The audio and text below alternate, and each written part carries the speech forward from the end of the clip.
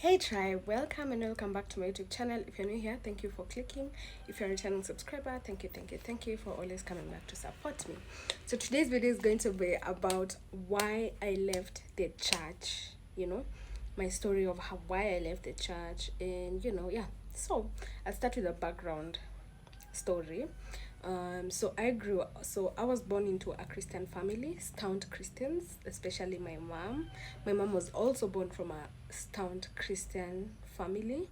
Her mom is so into it, and my mom is also so religious, as well as my sister.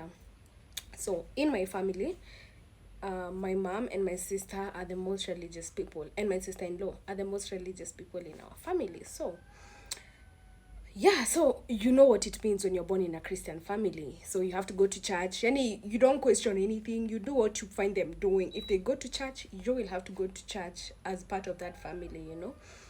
So of course, I used to go to church. I was raised in church, and I remember I never liked going to church. I never liked waking up early on Sundays. And me, I was the one who used to do the chores at home. So it used to be so annoying going to church, and then that feeling of, I don't know, it's like church drains you because I never felt like doing anything after church. I always felt bored. My energy was always low every time after church. So so I used to go to church. I used to go to church trips. I used to participate in the music festivals, church music festivals, and I used to do all that stuff: drama, shairi, choral verse, all that. Yeah. But let me tell you, I was such an inquisitive child. But the problem is, the people who are around me were not open minded. Like, whenever I used to try question the church to my mom, she used to get so mad and tell me that God should not be questioned. Even them, they found it like that and they never questioned. They followed what their parents told them. Bro, just because you did that doesn't mean I have to do that. It doesn't mean I have to do that. I have to believe in stuff that you believe in. Just because you didn't question, no, me, I can't question. Doesn't make sense. So yeah, and I remember I was never able to follow up a sermon. Something in me used to reject the church. But I was kind of religious. I was religious because I was indoctrinated. At some point, I was brainwashed in the long run. I was kind of brainwashed, even though I never used to sit still and listen through. I always used to fantasize and get lost through the sermon, in the middle of the sermon. So yeah, I actually used to eat my offering money, or I divide it into two. And yeah, that's just something. Yeah. So for me, I like to go to church to pray, because the only thing that I was worried about when I was a Christian was going to hell. So I wanted to go to church to pray so that I can be forgiven all my sins and my family's sins, and also for prosperity. So for me, church was only for asking for forgiveness and praying for prosperity, and protection for me and my family. So yeah, so for me, I stayed in religion because I had no one to talk to. I had no one to answer my questions because I had so many questions. So yeah, I grew up in church. I used to participate in everything. I was so religious. And I remember there's a time me and my cousins were arguing about the Bible. And I remember this elder cousin of mine was convincing us how the Bible and how the church just lied to us. It's not genuine. And I remember I was fighting for religion so much. Like, I was fighting when my other cousins, we were fighting. It was like 3, 4, 5 against one who was against the Bible and church. And bro, right now is when I realized that she was woke AF. Like, she was woke as fuck, bro. We thought we were smart. We thought we knew what we were saying, bro. She knew everything. She had the key. She had the secret.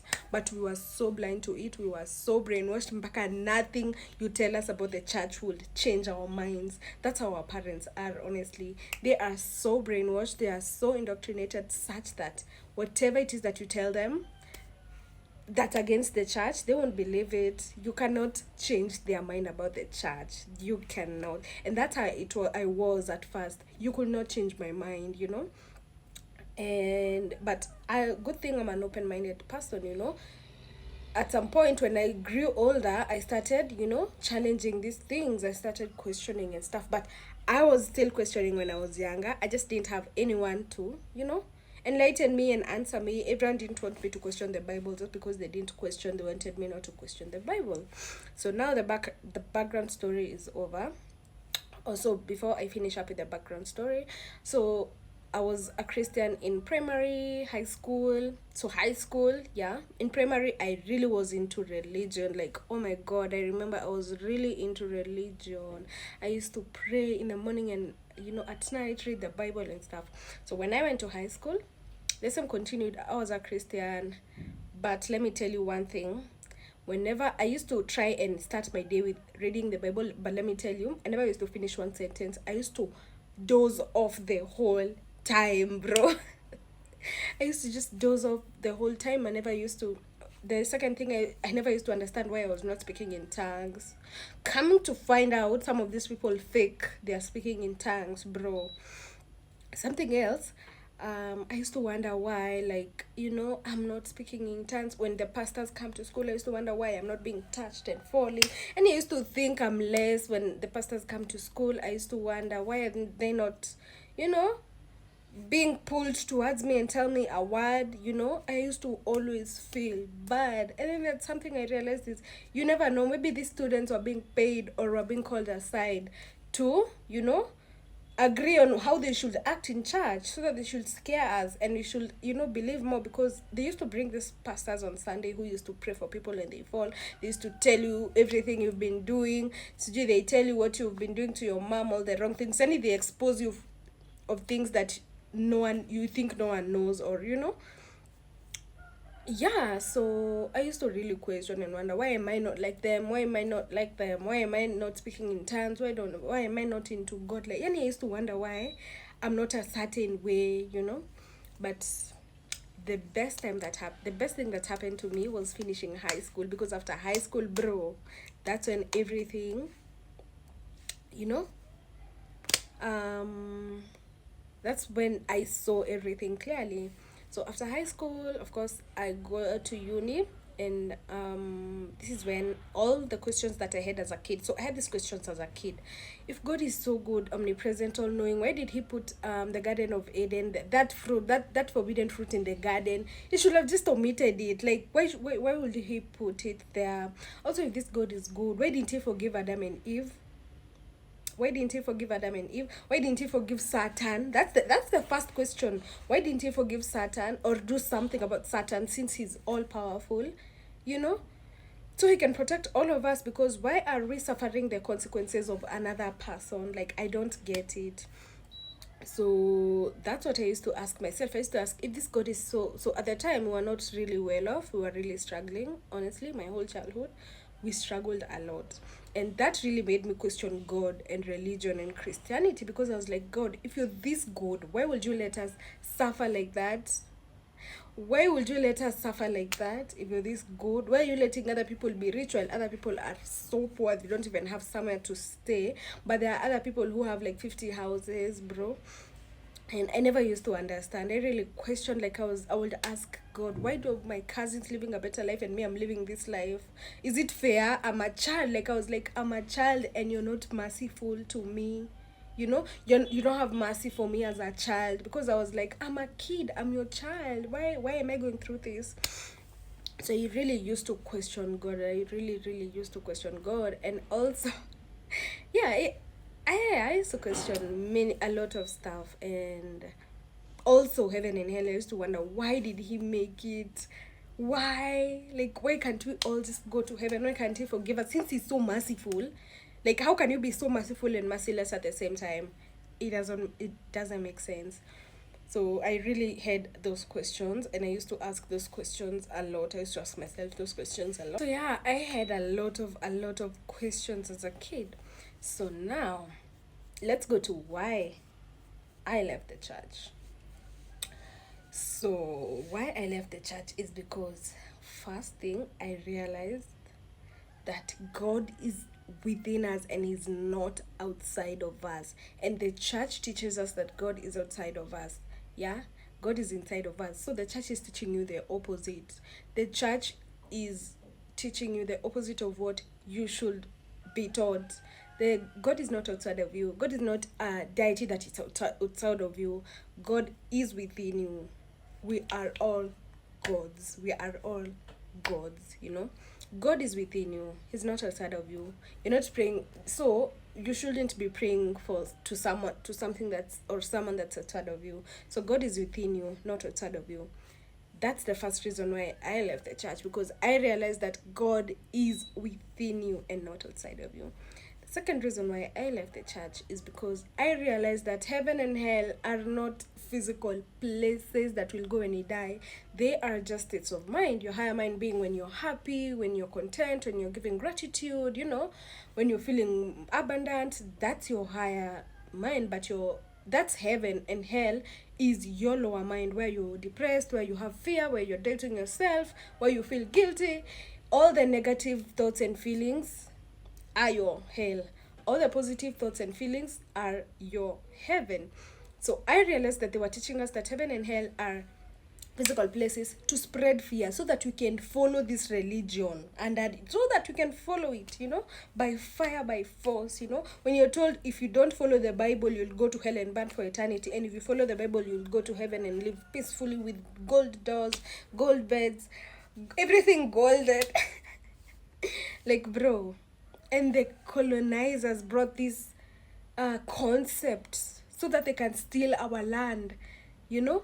As we fight to go for this heaven, they are grabbing our land to build their heaven on our lands, while they lie to us that heaven is not on earth, that heaven is in heaven. And then they continue to lie, and you know, to lie to us and convince us by saying, happy are the poor, for they will inherit the kingdom of heaven. Which kingdom? Say there's no kingdom. Build your heaven here, create your heaven here on earth, bro. They were lying to us, ati will go to heaven, up in the sky in heaven, while they build heaven on our lands, bro. That's so fucked up. Anyway, yeah, heaven and hell are just states of mind. They're not physical places that will go, bro, you know. So that's another thing that's so suspicious, you know. They're just spreading lies. They want to keep us in fear. You know, this concept of heaven and hell keeps people in fear, keeps people in, you know, keeps people anxious. And these are the lowest vibrations, bro. They want to keep us in our low vibrations, you know. And you know, there's a way the way the church is built, they use the church to even harvest our energy. That's why I said, whenever I used to come from church, I used to feel so drained. So, you know, I never had energy whenever I used to come from church, you know. And the other thing that I realized is that the Bible is a metaphor. It's not supposed to be taken literally. And bro, the church teaches us that we should take the Bible literally, whereas it is a metaphor, say. So you see, it's suspicious, bro. It's suspicious. Why are you teaching us to take the Bible literally, whereas it's a metaphor? Yeah. So that's another thing. I stopped going to church because it was not helping me. They were just brainwashing me and keeping me lost, keeping me in fear.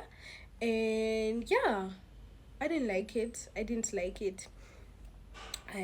The other thing I left the church for is I realized the church and the government and the hospitals are one and the same thing, bro. They work together and they work for the same person. They work together and they work for the same person. So yeah, they work together and they work together and they work for the same person. And one thing I realized, churches are just businesses, hospitals are businesses, bro. Because, bro, why are you selling these medicines? Why can't the government just agree and give us health education for free if we must have them, you know? But anyway, it's okay. So something else that led me to leaving the church is yeah, I realized that the pastors know everything. They know the truth. They are so woke, and they know what they're doing to you guys, and they are at work. Just the same way as the MPs and the MPs are at work for someone, these pastors are at they are working for the same person with the government. The government and the churches are working for the same person. The government, the hospitals, and the churches are working for the same person. And you know what? I cannot be associated with that. So what else? What else? Oh yeah, so yeah, I just realized that the church was being used to spread fear and keep people in control and just control people, you know? Church is just lying to people out here. Oh, if you don't do this, you'll go to hell. Have they been to hell themselves? And if they knew there was heaven for real, so they will just go right now. Eh?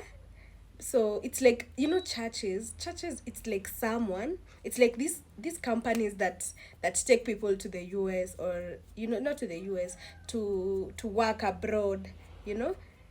Why are you taking people and you're not going? Why have your family not gone yet, you know? It's the same thing. It's like this, the agents, and you know, they're one and the same thing. They're preaching you one thing and doing another. And so I realized that these pastors out here, they're not who they preach wine, they preach water, and then they go drink wine, you know, after. They are the biggest sponsors out here. They are pedophiles. Many fathers have been accused of sodomizing young boys. Most, you know, it's crazy. And you'll see people, they would, and one thing that happens when a pastor misbehaves, they are usually transferred to another whatever location, you know.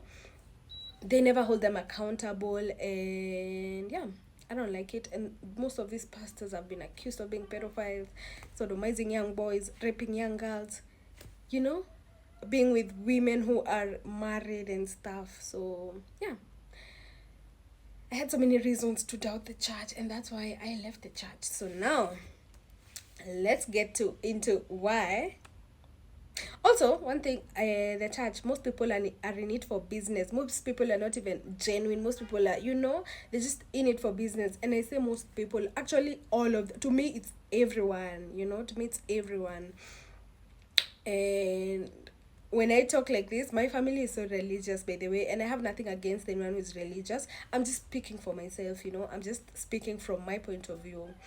So, now let's go to how my family reacted to me not going to church. So, my mom is cool. My mom ananga story more. My mom is just a cool ass mom. When it comes to my life, like she's not invested in my life like that. She's not always in my business like that. But my big sister, oh my gosh, and she's more religious than even my mom. She's actually a pastor, I guess, or a minister. I don't know, but I respect her. I respect her path. I respect her life the same way I expect her to respect me, my path, and my life. Because everyone has a life. Now I can't go now forcing my family to stop being Christians or whatever. No, I respect their journey. I respect their path. I respect their autonomy. You know, the ability to make decisions for themselves and live the life that they want. Because even me, I wouldn't want anyone forcing me to go back to church or Christianity, and I will never force anyone out of it, you know. They will, you know, it's their life, let them live the way they want to live. So first of all, I just stopped going to church, imagine. And um my mom just kept telling me, oh, look for a church, da da da da. And I'm like, oh, if I find one, I will go. And my sister, whenever my sister asks, so at first my sister was so strict about it. She used to tell me, you should go to church, but of course I never used to go. My mom used to tell me to go. My mom will just tell me, look for a church that makes you happy, and make sure you go to church. And I'll just say, okay, I'll go. But you know, I never do. Whenever they tell me to look for churches, I say, okay. Whenever they ask me, do you go to church? I say, I still haven't found a church that is resonating with me. You know, just to get out of the conversation, and also I don't want to argue. And it's my family, you know.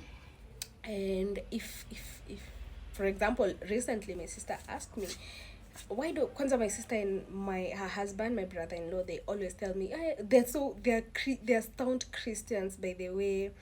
They actually preachers, you know, in their church. So I remember my sister and her husband were asking me, yo, you need to look for a church, you need to go to church.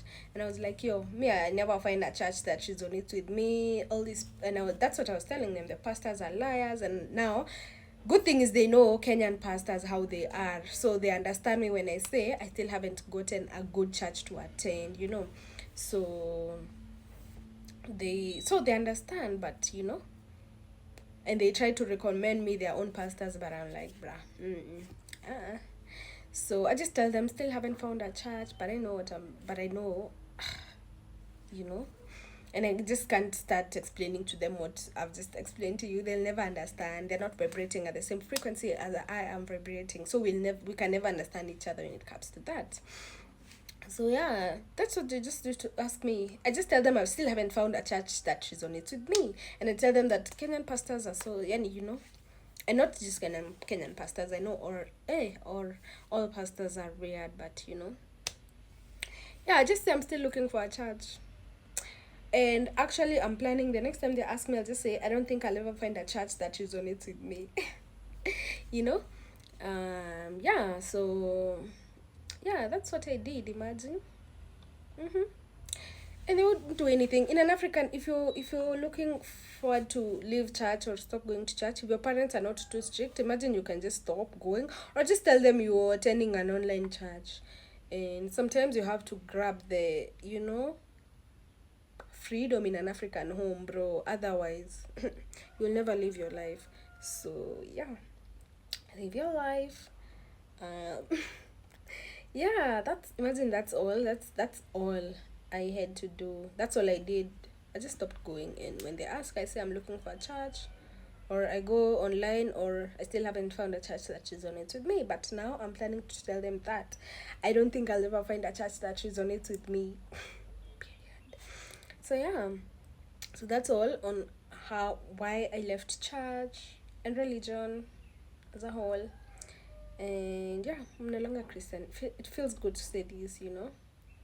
But I'm proud of myself. I'm proud of myself. Not everyone awakens to this. Not everyone awakens to this, you know. And I'm glad and proud of myself, you know.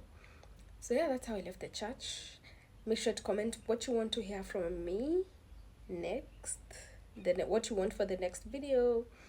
Yeah, tell me what you think in the comments. And yeah, I don't know what to say. I feel like I'm leaving something out. So yeah. So live your life the way you would if no one told you that you'll go to hell for just being yourself, you know? No heaven and hell. They're not physical places, they're just states of mind. Yeah, I think that's all for today's video. Make sure you like, comment, and subscribe. And if you're a returning subscriber, thank you so much. And thank you. Make sure you share, like, comment, and subscribe. And I think that's all for today's video. See you on my next one. Bye.